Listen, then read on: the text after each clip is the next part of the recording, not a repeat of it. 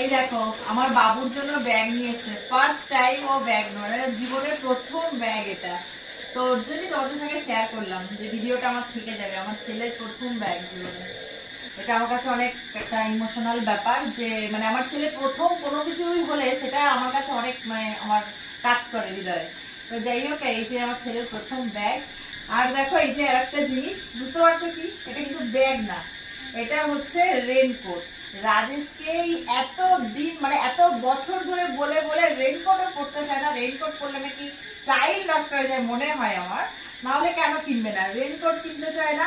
তো ফাইনালি বলে বলে এখন যেহেতু প্রচন্ড বৃষ্টি হচ্ছে, ভিজে ভিজে রোদ যাচ্ছে, ছাতা থাকছে তবুও ভিজে যাচ্ছে, তো এই যে রেনকোট কিনেছে ফাইনালি অনেক বছর ধরে বলার পর। এই দেখো রেনকোটটা পরেছে, দেখি বাবা পুরো মনে হচ্ছে কি কি বলতো সুপারি কিলার।